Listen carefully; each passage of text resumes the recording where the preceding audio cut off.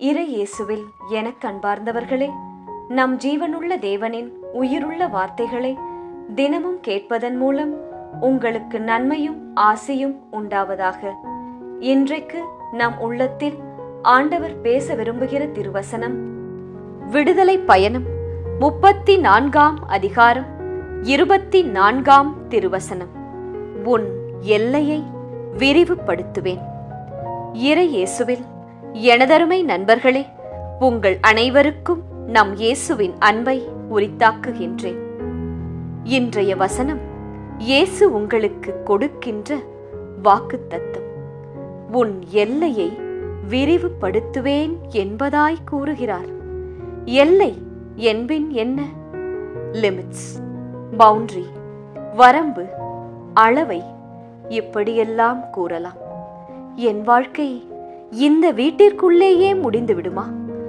இந்த ஊருக்குள்ளாக மட்டும்தான் என் முன்னேற்றம் இருக்குமா?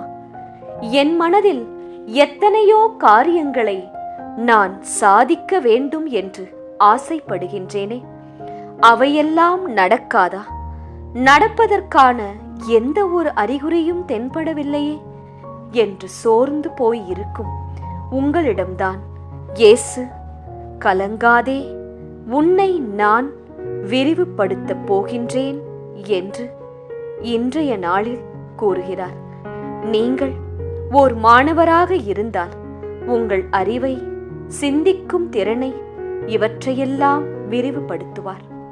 நீங்கள் வேலை செய்து கொண்டு இருந்தால் அல்லது பிசினஸ் நடத்தி கொண்டு இருந்தாலும் அதில் உங்கள் சாதனைகளை, உங்கள் பிசினஸின் கிளைகளை விஸ்தாரப்படுத்துவார்.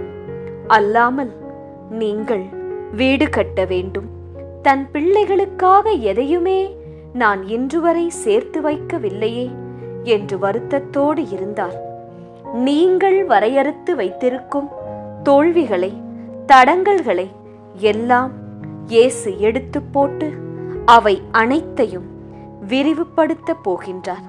எனவே இயேசுவுக்குள் மகிழ்ச்சியாயிருங்கள். அவரை துதித்து பாடி நன்றி செலுத்துங்கள். உயர்வை எதிர்பாருங்கள். நம்பிக்கையோடு இருங்கள். அது நிச்சயம் கைகூடி வரும்.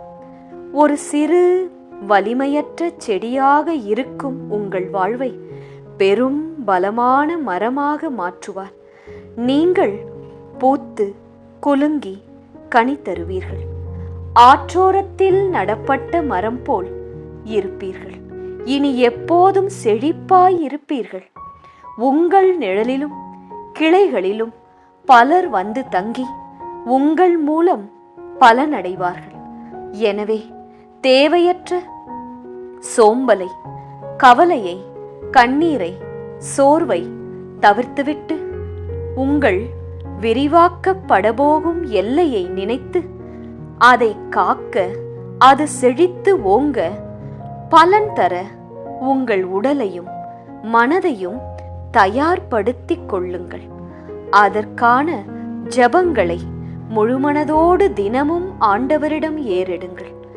இயேசு விரிவாக்கப் போகும் உங்கள் வாழ்க்கைக்கும் தோல்வியே இருக்கப் போவது இல்லை.